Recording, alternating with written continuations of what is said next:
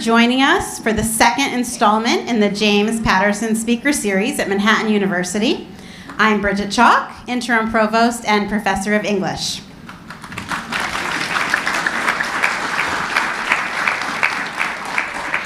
So just a little backstory. Last summer, a little over a year ago, I was lying in my bed with my right foot elevated. I had just had foot surgery, and I was trying to rest and recover, or watch Netflix and chill, which I am not good at all, when I got a call from my colleague, Dr. Ronnie Roy. She's our VP of Business Operations, and she said to me, James Patterson would like to start an honors program at Manhattan University. And I immediately threw away the Netflix, and for the rest of my recovery, I had my laptop awkwardly balanced on a stack of pillows as Dr. Roy and I busily worked to research and prepare a proposal for a new honors program. And we had some directives from Mr. Patterson. It was something that would be unique and exciting and practical for our students. Nothing boring, we were told, nothing generic, something different, something cool, and something disruptive. So you see where I'm going with this, right?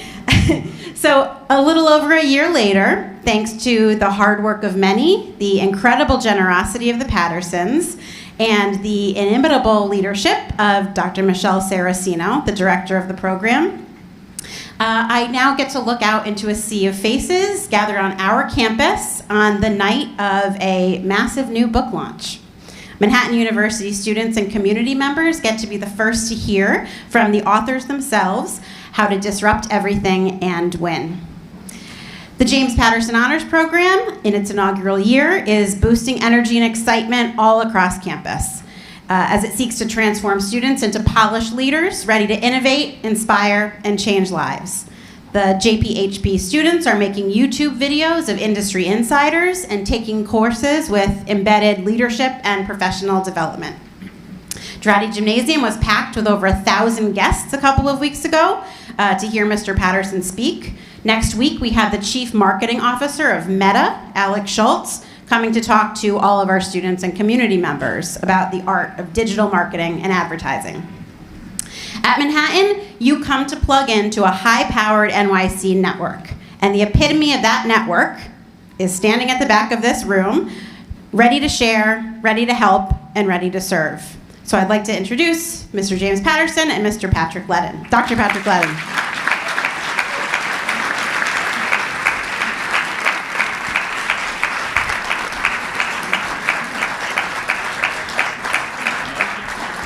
Should be on there. It's on. Patrick Leddin, Ph.D., has extensive hands-on leadership in the 82nd Airborne Division as an Airborne Ranger Infantry Officer and in the private sector. As a senior business consultant at KPMG. He's done other stuff, yeah. He's done other stuff. He also wrote another book called The 5-Week Leadership Challenge, 35 Action Steps to Become the Leader You Were Meant to Be. While on the faculty of Vanderbilt, he served as director of the Program of Business Studies and led the Disruption Project, a multi-year study of success in the face of disruption, which we'll be hearing a lot about tonight. James Patterson is the most popular storyteller of our time. He's a creator of That's such... enough. We'll live with that. By the way, all right, we'll start with that. What a terrific, terrific crowd. And because it's a Catholic school, all I'll say is, holy shit. Thank you so much for coming. This is great. Thanks to you both for honoring us with the first night of your book launch. It's very exciting. So my first question, Jim, is for you. Readers of your many thrillers might be surprised to see this direction in your work. Can you talk a little bit about how this project came about? How it came about. Patrick invited me, I went to graduate school at Vanderbilt after Manhattan, and invited me down to give a speech to the business school. And he said, you can talk about anything you want to talk about. And my whole life has been built on disruptions. I've had two pretty successful careers. One as CEO, youngest CEO of J. Walter Thompson, which at that time was the largest advertising agency in the world, and then whatever, in the publishing world where publishers, whatever I've done there, it's working. And I always say, I think it's a cool thing for Manhattan to have the best-selling author in the world. I think that's a really aspirational. I don't know how it happened, why it happened, but Manhattan helped a lot in terms of making me what I am. At any rate, just in terms of speaking to the students down there, I decided to talk about disruption, the power of disruption. And the first thing I said, and they were all business students, I said, are you living a good life? And that's what this book is all about. Are you living a good life, or are you getting on a treadmill to get on another treadmill to get on another treadmill? And if you like to do that, that's okay. But if you don't, there might be a better life for you. There might be a better way to do things. And that's what the book is all about. It's about, you know, I can say this here. I couldn't say it on television. I was just dealing a little bit with Immanuel Kant. You do that on television and they laugh you off the, you know, whatever. We like it here. The whole notion about, you know, in terms of philosophers, at least with Kant, is to make life better for people, believe it or not. If you could actually, if you read through whatever the hell he said, but that's what he wanted to do. And that's what we want to try to do with the book. Thank you. Dr. Leddin, you too have had a remarkable career from the military to high-powered corporate consulting to academia. What made you want to write this book now? Are you kidding me? He comes and talks in my class about disruption, and when it was over, I was like, there's a lot here to research, a lot here to do. Now, advice to the people in the room, I reached out to him with the world's worst sales pitch you've ever heard. I was like, I like you, you like me, let's write a book together. Yeah, that's a guaranteed way to not get a response, which is exactly what happened. Okay, thank you for calling. And I don't even think I got that. I didn't really like you that much. It's like, if you'd like to reach the operator, press 0, yeah. But, you know, I worked on it from there, and I mean, it was just the idea of understanding how do people deal with disruption and turn it into positive things. And that was just a really inspirational talk he gave that day. I saw it in the eyes of my students. I saw it in the mirror when I looked at myself. And I was like, there's a lot that could be studied here. Yeah, that's great. And the book took 3 years to do, 3 years. To research it and write it, yeah. Which is really interesting because one of the commercials that I saw for the book really foregrounds all of the disruptions and upheavals, right, that we're experiencing in the world right now, from COVID to political divisiveness, rapidly accelerating technology. So how does the book fit into that context? We're in the age of disruption. I mean, whether we like it or we don't like it, it's happening. Every day we wake up and there's something new. I mean, tomorrow the government might shut down. That's a monster disruption. And the book is about, one, how to deal with negative disruptions. Like if the government shuts down, how do you deal with that as a human being? What, you know, and the book actually will get into some things that you can do, or you get fired from your job. That's a negative disruption. And then the other side of it are positive disruptions, things you can do. For example, when I went to J. Walter Thompson, I went to here and then Vanderbilt, and then I needed a job. And the normal thing, I had no marketing classes, no advertising classes, and I knew you had to bring a portfolio. So I brought a portfolio to J. Walter Thompson, and that was the traditional thing you would do. A week later, I brought a second portfolio to J. Walter Thompson. A week later, I brought a third portfolio to J. Walter Thompson, and they hired me. They said the portfolios are pretty good, but this guy, and that was a disruption. It wasn't a negative disruption. It wasn't an irritating disruption. It was just, okay, this guy he's got something on the ball, or he seems to. And that's the example that's an example of positive disruptions. Yeah, absolutely. And Dr. Leddin, I don't know if you can talk a little bit about, from a business context, right? How is it that current events and what's happening in our world made you apply this kind of way of thinking? I think that in every organization, and Jim and I talk about this, at every level in organization, we need people who are positive disruptors, who are making decisions. And that includes right here at the college. Okay? Yeah, absolutely. Because disrupting, and that's going to happen with all colleges and universities. You must disrupt. You're either going to manage disruption, or disruption is going to manage you, honestly, in our life. I mean, that's what it's evolved to, and you all know that now, or most of you know it. And so it's so important that at every level, people buy into the mission of this school and take it further and talk about it and make it better and better and better. It's really important. I'm sorry. No, you're fine. So it gets down to the idea of, just on that mission piece, it's the idea of, historically, organizations would probably all look to the leader in times of disruption and say, what do we want to do? And then maybe they empowered some other leaders, empowered them to make, and they look at those leaders. But now we're saying, no, we have, in this moment where we're so networked, and we oftentimes work on this team and that team and this team, and my boss might be that person, but it's also kind of, at the end of the day, people are being just, you need to look at their purpose and their vision and their values and their mission of the organization and make a decision in that moment that aligns with those things, not wait for someone to tell them what to do. Absolutely. And, having read the book, I was just struck by the range of different stories that are told in it about what disruption might look like. So could you share a couple of examples with the audience about the I'm happy disruptors you represent? Yeah, so the qualitative side of the study was 350 kind of long form interviews. Also, we didn't want it to be a boring business book. Yeah, absolutely. So there are 30-some stories that lead you into how to lead a better life. And we didn't want it to be a business book that some of you have seen these books where it has to be a certain length because the publisher said it had to be that certain length. So it has to be 300 pages. They only had 100 pages worth of stuff to say, so they keep repeating it for the next 200 pages or so to get that length. We really wanted to keep you engaged the entire way through, and Jim's the best in the world when it comes to keeping the page turning. So one example we had was we went down to Florida and interviewed this gentleman. When he was 22 years old, his name's Tom Deary. When he was 22 years old, he was graduating from college, like many people in this room will do, and he had his sights set on what he was going to do in life. He was going to work in consulting, work in finance, do something like that. But at the same time, he had a brother 2 years younger than him named Andrew, and Andrew's on the autism spectrum. And Tom's saying to himself, I'm going to go have this career, but what's Andrew's life going to be? What's that going to look like? So he took a week and went to Andrew's school with him every day. And by the end of the week, he's like, I'm not going to work in consulting. He was so disrupted, he's like, I've got to do something with my brother. Fast forward to today, they have 3 car washes called Rising Tide, 100 employees, 90 of them on the autism spectrum. And he talks candidly about it wasn't the easiest thing to do. And in the process of doing all that, he learned a lot about himself and how to lead, and specifically how to help people on the autism spectrum not only succeed there, but elsewhere in life.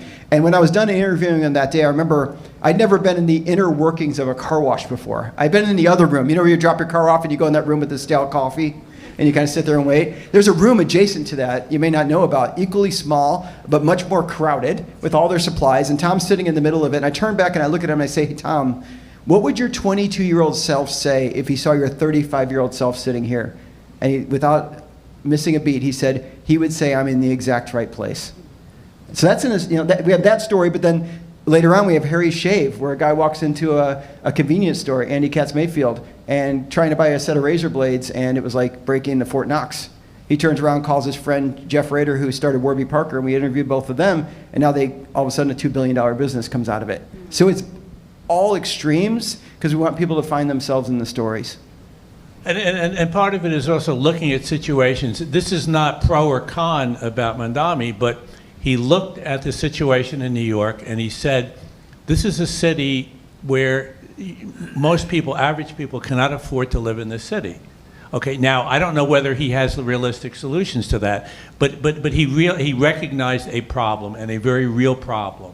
And we'll see what happens with that. But the problem is real, and it's honest, and people responded to that so far. Yeah, and I think that it's really interesting the way you structured the book, which is we have these stories which are very compelling, and you're hooked into the stories immediately, but then after the stories, there's a sort of analysis or like a pulling out of the things that the reader should get out of it. Can you talk about there's how... another story which also relates to, it's also, there's a group called Posse, which I'm pretty familiar with, and what they did, and they started about 20 years ago, and in those days, a lot of schools wanted to bring kids in from the inner cities and whatever, but they didn't really know how to do it, because they'd bring these kids in, and all of a sudden, you're at Brandeis or whatever. Brandeis is one of the schools that did the Posse, and it's like, okay, Jesus, I'm the only black person in this school. Everybody else is whatever, Jewish, and it's always, and what they decided was a good solution is that instead of Brandeis would bring in like 10 kids together. They would get them together in the summer, get them to depend on one another. So you would go in with a posse, and once you got it going, you would have sophomores, juniors, and seniors who also had been through that. So you had people to talk to, and help you into the thing. And the key, and what's beautiful about that is they recognize the problem, which we do. They also figured out a solution. And the solution was that they had it, the schools had to, and they would pay money to bring the kids in, but they had to get together in the summer and get ready for it and figure out how to deal with it. And it's not as big a problem as it is now, but it was then. It was a big problem, and they helped a lot of kids. And I think one thing to highlight on that is the lady who started Posse, Debbie Beal, was 23 years old at the time. Yeah, that's amazing. Yeah, she was just out of school herself, working with an after-school program in New York, and she was like, that great kid went off to school, Yeah. and he came back 6 months later. What's going on? I went to grad school at Brandeis, and I spent some time as a writing tutor for the Posse kids while I was there. Yeah. And I came out of here, I want to be a writer. Really? How are you going to make money? What are you going to, my parents, seriously? That's crazy. Yeah, and I think what's interesting is that there are a lot of stories in the book about how people overcame the odds, as well as stories where people found problems and came up with disruptive or innovative solutions for them. But could you talk a little bit about the angle of the book that really is attempting to kind of coach people through adversity? Yeah, I that's a great question. I think that when you think about what the book is trying to do overall is to help people realize that disruptions are going to keep coming. As the sun is going to come up tomorrow, disruptions are going to keep coming. Jim mentioned one when we sat like down. We've never seen before. We've never seen anything like this, and it's going to keep happening. We're going to, the government is just more disrupted than it's ever been, for better or worse. The economy is going to continue. You have artificial intelligence. Walmart the chairman of Walmart just said this is going to change Walmart all around the world. We're going to have to get rid of, it's just going to change everything. And that's going to be your lives. I mean, and so you need to accept it and move forward. And that's why the book can be valuable to everybody in the room. And, I mentioned the mayor before. He's recognized the problem. The issue is going to be, can he keep his promises? I don't know. It seems like some of the promises, which especially when they depend on New York State supplying money, I don't know if you can keep those promises. But the thing about this book is you will have less stress in your life because of this book. You will have a better chance for success. You will have a better chance to deal. You will theoretically make more money. You'll be able to deal with problems that come up better than you would have. It doesn't mean everything's going to be rosy, but it's going to be better. You will have a chance at a better life, and that's a very useful thing, I think. Sorry, Patrick. No, you're absolutely right. So Shut me up. They're going to keep coming. He's passionate about it. They're going to keep coming, and that's all right. You're wired to handle these things. And then we just walk through the arc of the story that basically says, when we went out and studied all these people, here's how they did it. You talk about that wired to do this. That's an important thing for you all to get, because a lot of this thing here, for a lot of students, and I, at one time, it's getting the confidence to understand who you are, what your strengths or weaknesses, what your core is, what your strengths are, and then the confidence too. So one person we interviewed was a guy named Marlon Wayans, and Marlon Wayans was at 16 years old, like on everybody's TV at home because his brother started in Living Color, and then he was on the Wayans Brothers show. It was like a 3 million houses a week, and then all of a sudden, at like 20 years old, the phone stopped ringing, and he was like, "Wait a minute."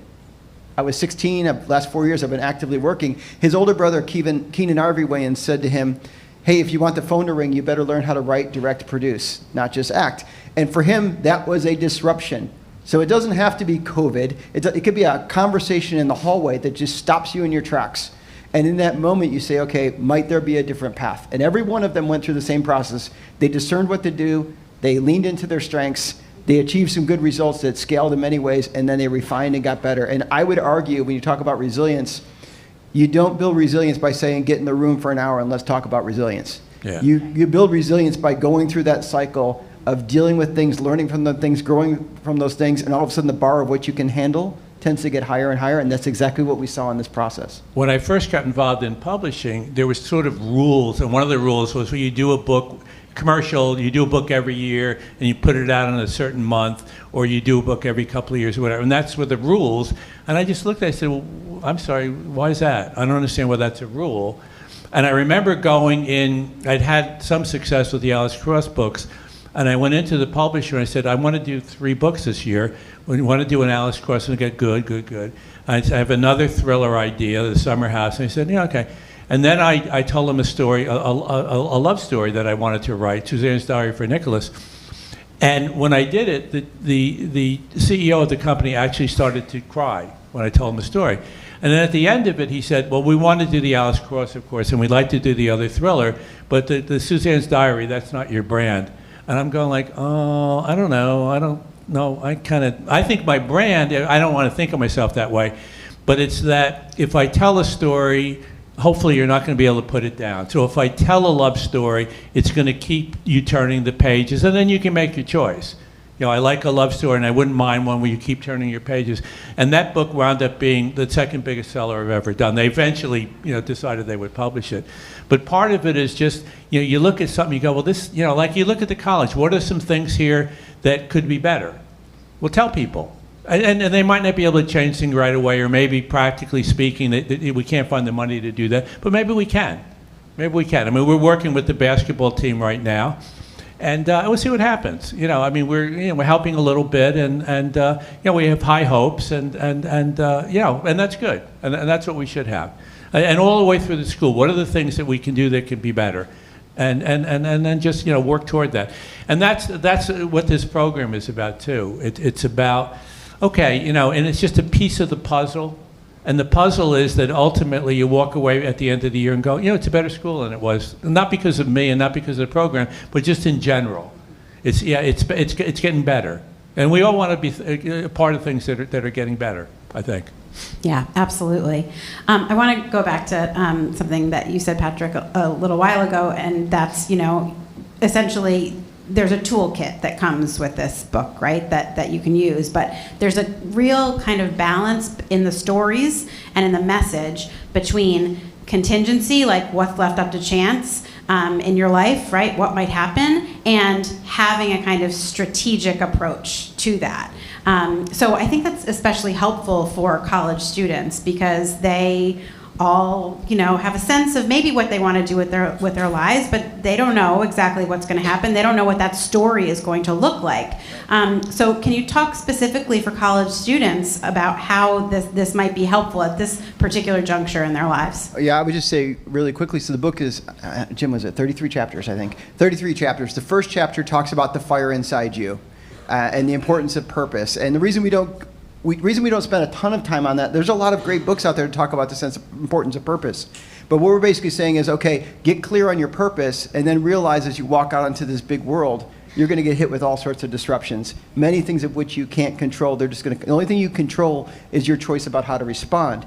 So the majority of the book is about how to deal with these things. So I would say start by being really clear on your why, or spend time thinking about that. But then recognize, like, stuff's going to be thrown at you, but you're wired to handle this. When I say wired, I didn't get to this point, but on the thing we learned as we were studying Marlon Wayans is, hey, you're not Marlon Wayans. And that's totally fine. You're you, and you have a brain that is unique to any other animal on this planet. And you also have experiences, and you also have resources. And the idea is be creative. Jim, when you first, tell them about when you were trying to sell a book to a publisher. How many times did it get that first book to get out picked up? 31 turndowns. And then the amazing thing is it then went on to win an Edgar as the best first mystery. So here was a book that clearly had something going for it, and yet it still got turned down 31 times. So 31 no's. That's amazing. Just to build on something that Patrick's doing, something that's been driving me, and I said this in front of the larger crowd, so sorry to repeat myself, but I think I'll keep repeating this one over and over and over again because I think it's so important and useful for every kid in the room. And what this language is my time here is short. And believe me, your time here is short. You may not realize it, but it is. What can I do most beautifully? Which is really useful in terms of, like, what can I do most beautifully? Where are my talents? Where's my passion? Being realistic about what you can, or what can I do most beautifully? And that's how I've been choosing partners. In terms of, I do some collaborating, which was another thing. Oh, co-writing books, and what is wrong? I'm sorry, this is a good thing. If the world's going to be saved, it's because around the world we learn to collaborate. If really, I mean, that needs to happen. And, Sistine Chapel, 20 great artists up there painting the Sistine Chapel, learning to collaborate, And, but recently, in terms of my collaborations, I'm doing a book with Viola Davis, a novel. And once again, I just went, yes, I believe that'll be a beautiful book. And it is. I think it's the best real novel that I've done. Not a thriller, but just a real legitimate, very emotional novel. But once again, what can I do most beautifully? Try to do something with Viola. And one of the more interesting ones, I'm just finishing a novel with Mr. Beast, Jimmy Donnelly. I don't know if who's familiar with Jimmy? With Mr. Beast? Okay, yeah. And he's one of the most impressive people I've ever met. He's 27 years old. He enrolled in East Carolina. He's a bright guy, very bright guy. He's the best instincts I've ever seen. And he went there for 2 weeks. His mother's was a colonel in the Army. And he came home after 2 weeks. He said, "Mom, he'd been doing these videos since he was 14. He said, at East Carolina, that's just not where I need to be right now." And she threw him out of the house.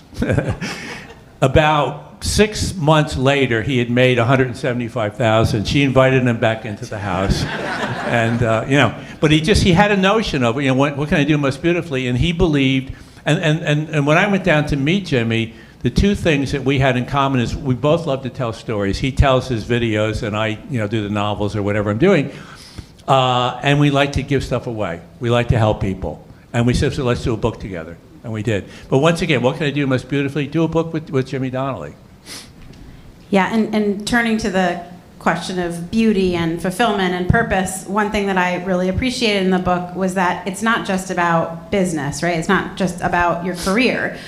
You made a conscious decision to include personal stories in it, and Patrick, you actually included a very personal story in it about your family. Can you both talk about what made you kind of go down that path in addition to the more kind of career-oriented stories? Yeah, so we had hit on pretty early. Because your family is part of your career, right, folks. Yep. A huge part, if you're smart about it. And then balancing. Alex Cross, what's on TV now, Morgan Freeman's a great actor, but Alex Cross is about balancing your life in the world, your business life or your career with your family.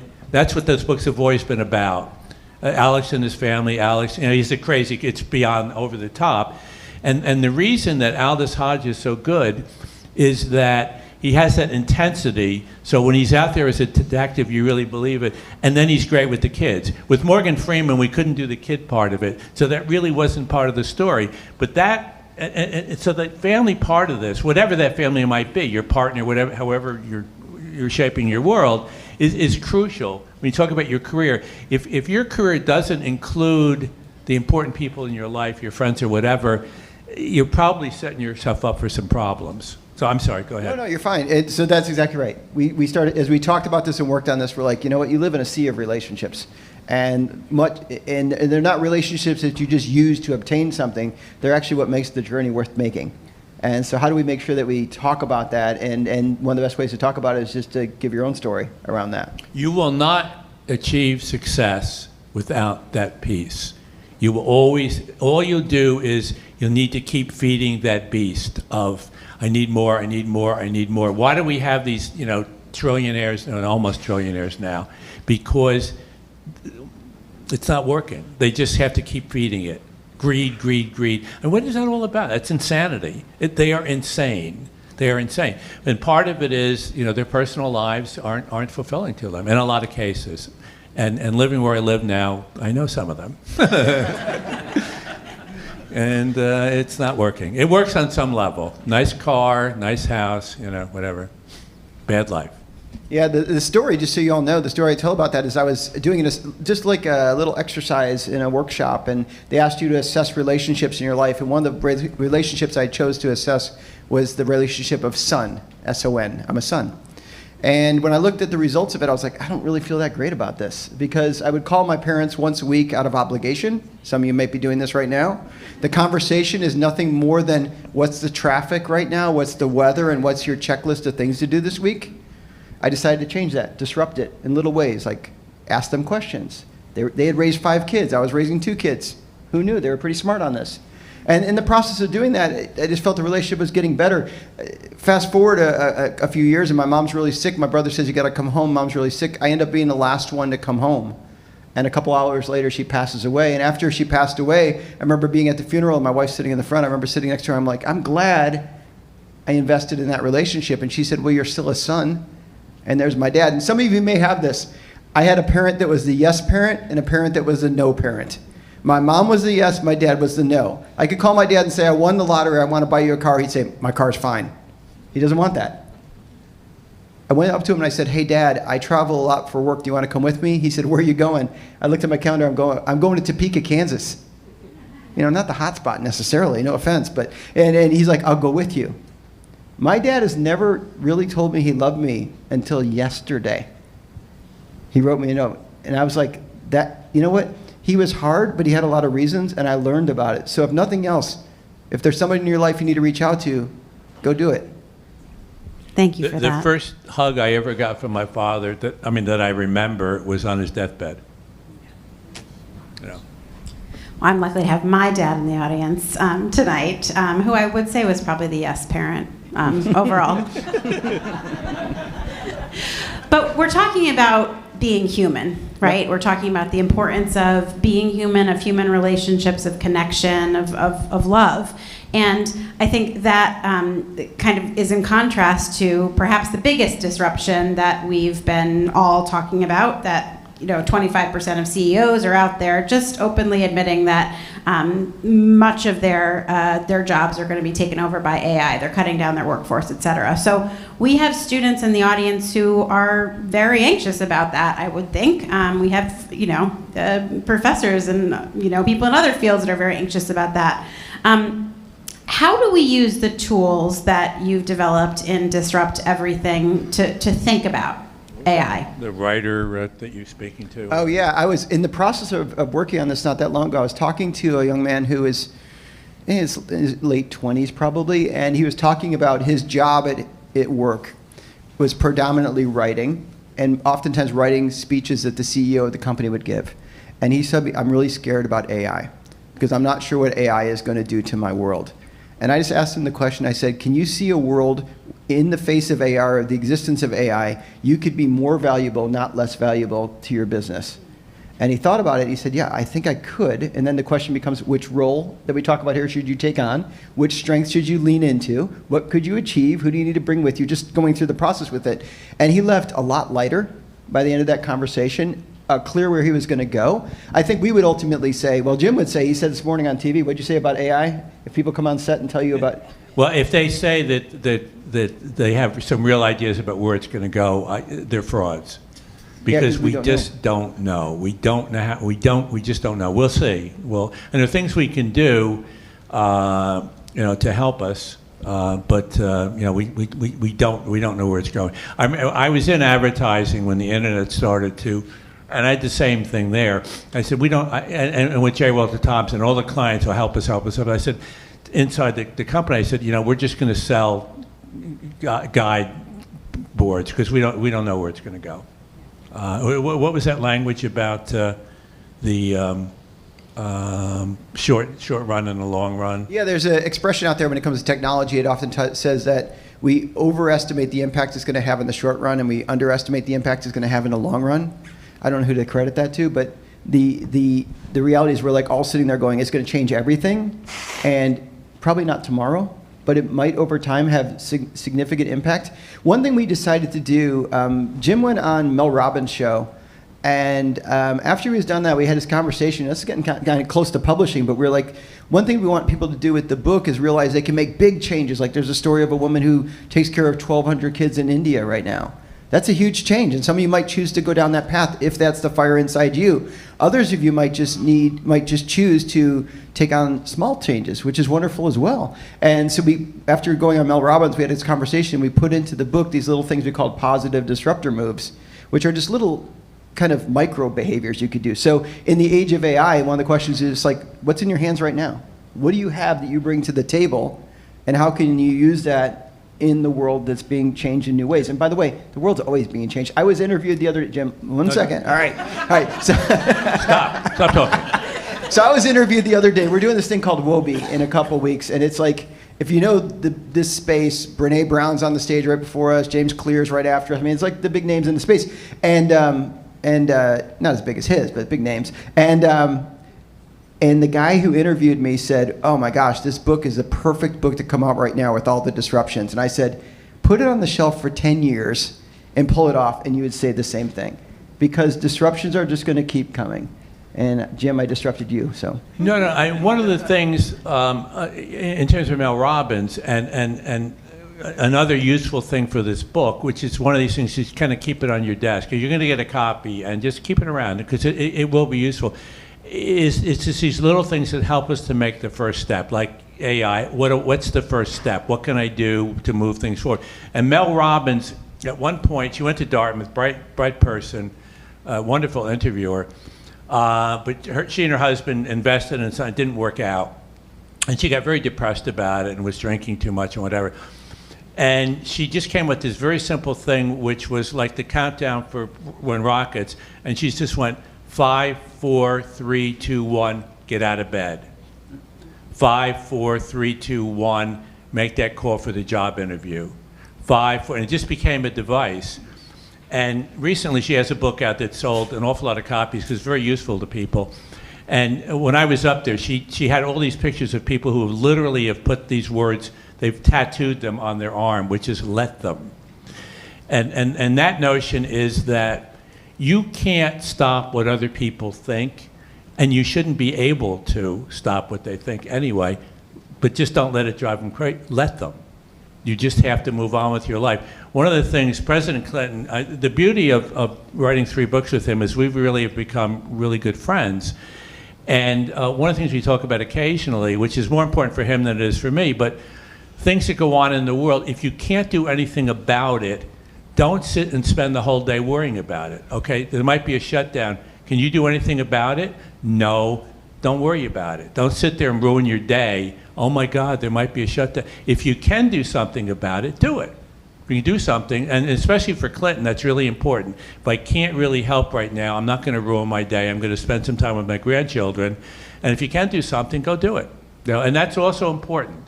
That something happens, you sit there, oh my God, why are you so depressed? Oh, Princess Diana died in a car crash, and you can't help that. Move on. That's really, really, really a useful piece. And once again, there are a lot of useful pieces like that, things that you go, and some of it might not work for you, and that's okay. This is not a one-size-fits-all book.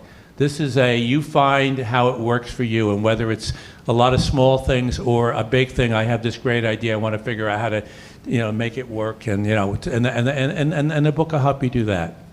Well, one thing that I love about the book is how it combines my field, which is English, narrative, stories, novels, with business strategy in a really interesting way. Yeah. And that's great. That's great. Yeah. And similarly, it's important that business students read and read some stuff and learn compassion and things like that, which will help them a lot. Yeah, so why a book? So Patrick, you were on podcasts, right? You have a podcast. You appear on television. Jim, you do too, and you write for your books have been on producer television. Why make this into a book? Why make that the centerpiece of the message? Well, for me at least, I mean, I had been doing this one podcast for 5 years. I was a professor at Vanderbilt for 11 years. I quit all that to focus on this project, which there were probably 10,000 people in line for my job. And his wife is here and supporting him. Yes, and she hasn't killed me yet. What a person. But so from that perspective, it's like Yeah, I had a podcast. I shut that down. I left the university because this was such a disruptive thing to me. And when we talk about the fire inside, I thought years ago about like, what's my purpose on earth? And I thought, I provide ideas and insights to help people live their great purpose. Whether I do or not, you'll be the judge. But ultimately, I can only reach so many in a classroom at a time. And I love teaching there. And I can only reach so many in a podcast. And to have the opportunity to partner with him and create a reference that people can use has the potential to impact many. And there are two parts to this anyway. There is the book, and then we partner with a company called Franklin Covey, who has a very famous, Oh, well, Stephen Covey wrote a book called 7 Habits of Highly Effective People, and I had a chance to work with him 20-some years ago. And so there's a course that will be based on this book. So that's another piece of the puzzle here. And that course will go out there, and it's already, Oracle has read the book, and so Oracle is giving the course. PepsiCo is giving the course. Boston Scientific is giving, you know what I mean? So it's, businesses get it. They get, and the thing of it is, if for example, our publisher, Hachette, it's a couple of new people came in to run it, and they have a new mission. And if you have a mission, for that mission to work, for their mission to work at Hachette, the editors must disrupt the way they've edited and the way they buy books and what books they buy.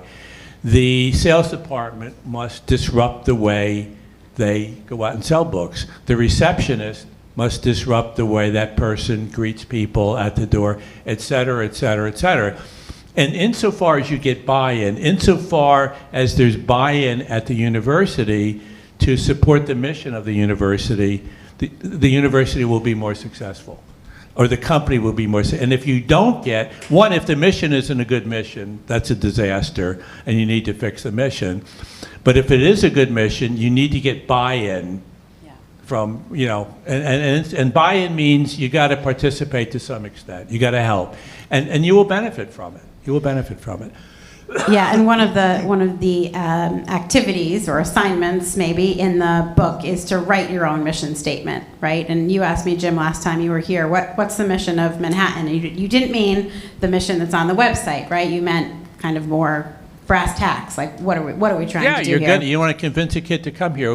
Why? Why do I go there?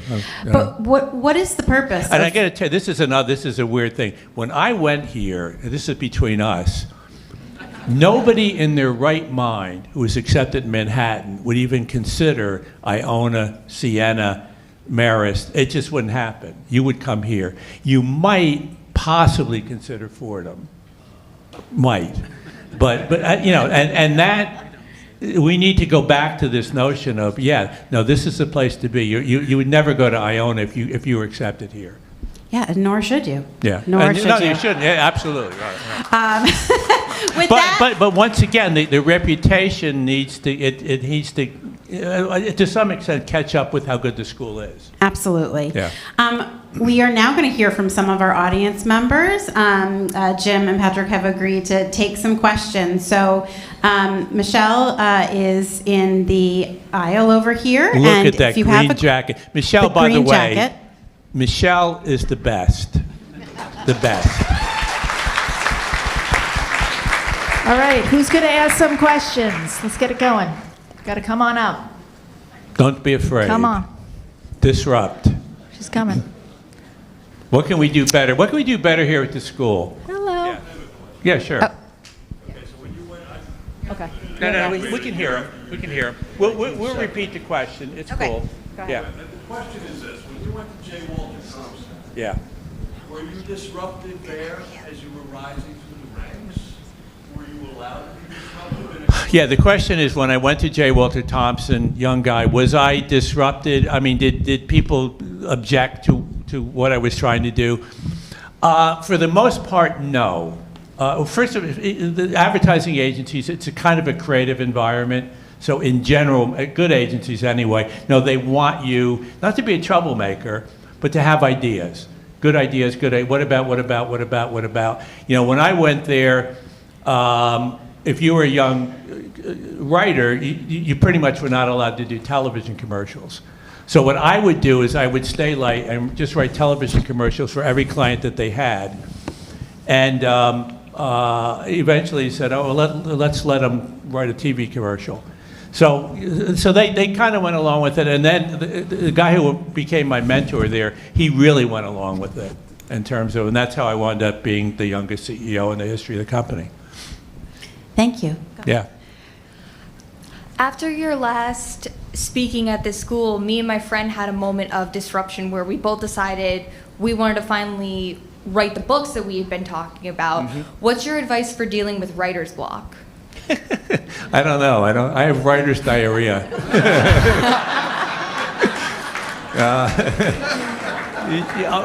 Well, there are a couple little things. One, if you love to do it, you're not gonna be able to help yourself. Two, start with an idea that you think is sustainable, that is going to sustain for a book or a story or an essay, whatever you're going to do. Just try to make sure that idea has enough in it.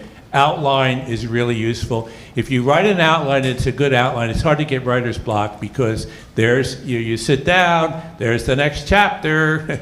Now, if you're writing chapter 8 and it's not working, go to chapter 9, come back on the rewrite, and you must rewrite, and then you look at chapter 8 again. If for some reason it's still not comping, you turn it into a paragraph. You were going to write a whole thing, and you go, after the funeral, you didn't want to, so that's one of the tips. But part of it is outline. It's hard to get writer's block if you have a good outline. If the outline isn't immediately coming, go to the next part of the outline. If you can't get part 2, you know kind of what it's supposed to be, go to part 3. So, for what it's worth. Thank you. Yeah. It's worth a lot. Give me $1. So I graduated Manhattan in 1975, and thank you. Around that time, the personal computer came out. They think that's so impressive. You live in Florida, you're going, yeah? So everybody thought that everybody was going to lose their job because the personal computer came out, and that was going to take over. But everybody realized then that you needed somebody to work the computers. It proliferated anyway, after that. And so I think that artificial intelligence is just going to help people do their jobs better. And it may create more jobs. Create more jobs. And around that time, there was a bright yellow book came out called Future Shock by Alvin Toffler. Yeah, we ripped the cover off, yeah. But anyway, my question is this. So what advice would you give to the young people in the audience or myself who have written a book and would want to collaborate with, co-write with the best-selling author in the world? All right, you want to go for it? You're too slow. We alternate words when we do it. It's too slow. So I can't help you out. Now, Patrick, do you have a notion for that? Yeah, you have a better initial sales pitch than I had. And recognize when you partner with somebody like Jim, he's relentless at it's not there yet. Keep working on it. And I would get frustrated in the process sometimes, more myself. And he would say to me like, hey, you want to drink from the cup of joy or the cup of grief? And I was like, cup of joy, and just enjoy that journey. We rewrote this a lot over, once again, it took 3 years. Initially, it didn't have the stories in it. That was a big change. And we talked about like, who might we talk to, and It ranged from people that he knew, people that I knew. John Calipari, my agent lawyer who just died, was a tragic thing for me. I still hear his voice. It's driving me crazy. But Patrick interviewed Bob Barnett, who he had represented the Clintons, Obama, me. I shouldn't put myself in the same sentence, but yeah. Next. Hello, I just wanted to ask a starting question. When you were writing this book, did you ever have times where you weren't feeling motivated or didn't really know how to get through finishing the book? Not for me. No, honestly, I was like, once I got the door open, I was just, I'm going to keep going and figure this thing out. So I was pretty relentless in that. I would say initially, when I was a young writer, yes, not a problem anymore, because at a certain point you go I know I can finish a book. I'll give you one example though. When I was in my 30s, at that point, the love of my life died, brain tumor, whatever. And after she died, it took me a while where I could actually sit down and try to write. And I started to write a book, and it was so bad, after 6 months, I shredded it. So, and the reality of it is, some of you're going to go through some bad times. So and that's hard to concentrate. So sometimes, that's the only time I've ever been blocked, but I was blocked. And to go along with that question, how would you say, for like an aspiring writer, how would you deal with something like that, with like a lack of motivation while writing? You still have to. Part of it is, for some people at least, if you're going to be a writer, you're just so passionate about it, you can't help yourself. And I just couldn't. And it really took me a long time before I really hit it big. And there were a lot of frustration along the way. I wrote one novel, and the editor rewrote the whole thing. What? And you just soldier forward. But there'll be frustration. It just will be. Yeah. Okay, thank you. Yeah, and I didn't mean to be dismissive on the front end. This particular project was easy for me to kind of stay engaged in, but yeah, you're right. There's so many things that when you're doing them, there's some parts of work that you absolutely love, and other parts of work that is just like, I got to get through this thing. If you travel a lot, expense reports, you just got to get through this thing. It doesn't necessarily bring you fulfillment in that particular task, but that's part of doing the work. Getting back to that, what can I do most beautifully? If you're lucky, but once again, try to think about that. One of the things that we're going to try to do with the program is to bring in a bunch of people, like, I say you want to be a lawyer. Here's somebody going to tell you what you actually do. You want to be a corporate lawyer? Here's what your day will be like. You want to be a trial lawyer? Well, guess what? Most of these, you're going to settle out of court. You're not going to be in court that much, but this is how it works. You want to be an accountant, you want to be a teacher in New York City. Here's what it's going to be like. And that's really useful for people. I hope people take advantage of that when you start bringing in the speakers. Because that really, you want to listen to people where they're going to, here's what it's really like. And then you go, am I going to really like that? And once again, what can I do most beautifully? Where's my passion? What am I good at? Being a little honest about what I'm good at. If you want to be a ballet dancer and 280 pounds, that's tough. Is it impossible? Yes. No. But that doesn't mean you can't love to dance and dance at home and whatever and do something else. But a little realism helps at times too. I don't know if that is useful, but. Hi, Mr. Patterson and Mr. Leddin. I was wondering, do you have any advice for recent graduates looking to break into the publishing field on how they can disrupt their job search? A piece of it is a great letter, and no cliches and no, whatever. Something that, the first sentence, it just establishes. I got to read. This person has something that look. In all, that's a tough business, and you're going to compete. Once again, for better or worse, you're going to compete against a lot of people with Ivy League educations. So you just got to deal with that, and that's the reality. And the thing of it is, a lot of them, they won't be as good at it as you are, and the ones that are going to go from, I went to Harvard and I want to, not necessarily as smart as you are, but that's going to be a piece of it. So you really got to you got to impress the hell out of somebody with whatever communication you send to them. So that's the first, or a step, and be willing to do anything. I don't care. Yeah, I'll come in and answer the phones. I'll do anything. Just bring me into your company. I'll do anything. And then when you're there, you demonstrate that I can do. And I've had that. One of my assistants, when I was at Thompson, and she went on to become a very successful copywriter, but she couldn't get a job initially. And she came in, and the more we saw of her, it was like, well, she's got it. And then we helped her to figure out how to do the craft better. So I don't know, that might help. Thank you so much. Okay. Hi, and thank you. Yeah. So, Mr. Patterson, before that nice gentleman asked the first question, you had said, what can we do to help Manhattan? Right before he asked. Mm-hmm. And I am a Jasper, 93. My dad, thank you, I love it. My dad, 1963, and my son currently. My daughter goes to Fordham, okay, but that's a whole other story.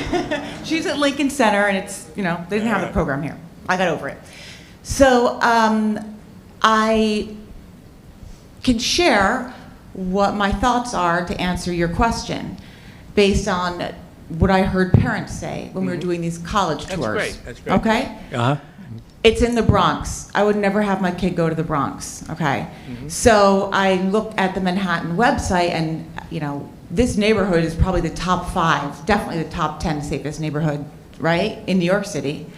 And I just wonder, why does no one know that? Number 2, and I'm not complaining. I think this is great stuff. This is what somebody asked about being able to say stuff and not be afraid. Yeah, right. It's crucial. Well, crucial. Learn that being at Manhattan. That's a terrific thing that, right? that the school needs to communicate. And then, when speaking with the guidance counselors in high school. But once again, those kinds of factoids, that kind of stuff, versus a bunch of adjectives. Yeah. Bullshit, bullshit, bullshit. I know. There's so much. I'm not going to speak specifically about this school, but a lot of schools, it's just so much baloney. It just adds up to nothing. Whatever. That's not the way to communicate. That's the way to communicate, in my opinion. But I'm sorry, what else? Well, but the interesting thing about it is it prevented people from ever coming here. Yeah. And I would be listening to this and thinking, well, there's more space for my son there, so good for you, whatever school we're looking at. Because I wanted my children to look at all these schools. And the second piece I thought was interesting, and I don't understand how this works at all, is the guidance counselors. Oh, that's a nice little school. I was there 25 years ago. Right? And all the stats they have. Oh, yeah, the average age of the student is 25. And I'm like, no, it's really not. So, and I'm not in this field of education. I've had a wild career and balanced it with my family. I don't know how, but it's been great. So those are my thoughts and answering your question. And those are both great thoughts. I didn't mean to exclude you, by the way. And getting to guidance counselors and with the right message is crucial. So thank you. I'm sure they're talking about that all the time. That's great. It's great. And I think people shouldn't be afraid to be able to get up there. And some of the stuff is going to be great ideas, and some of it not so great, and who cares? But that's beautiful, in my mind. Okay, we have time for one more question. We have time for one more question. Hello. Oh my God, the pressure. Woo! We got 2 more questions. Give me that blue shirt up here. 2 more questions. And the yellow shirt. Damn it, we're going to do 3 questions. Yeah. 3 more questions. All right. Hello, I'm from the School of Business. Yay! We love you. But I'm also an actor, so my question is, how important... That's great for business. How important do you think balancing creativity with your business side and vice versa in the same different industries? I think you're probably already doing it, man. Just keep doing what you're doing. And make sure your grades are good and whatever. And that's for me it was the writing and the getting grades and all that stuff. You can do it, and you present yourself well.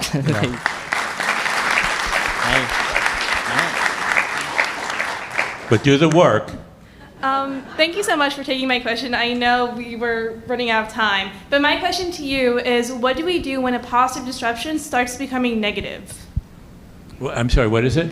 When a positive disruption starts becoming a negative disruption, what do we do in that case? Do you have a thought on? Well, I don't know exactly what you're referring to in that, but one thing we like to have the reader think about, and perhaps this helps, is the idea that it isn't always about just raising the bar to the next change, to the next change, to the next change. Sometimes it's saying to yourself, that's interesting, and I see the world's going that way, but I'm going to choose to go a different way. Think about when you were a child and your friends were all going to do something you felt wasn't quite right to do, and you said, I don't think I should do that, and they all kind of look at you and say, come on, let's do it. In that moment, when you say no, when everybody's going this way, that could be the most disruptive thing you can do at the moment. So one thing we often try to help readers think about is when we're saying disrupt everything. We're not saying blow up everything. What we're saying is be open to the idea of reflecting on and being willing to go in different directions. I don't know if that's specifically what you're referring to. Maybe it seemed like a good idea, but it wasn't. Yeah. If that's, and that happens. That's okay. Yeah. All right. Thank you so Yellow much. shirt, the last one. Here we go.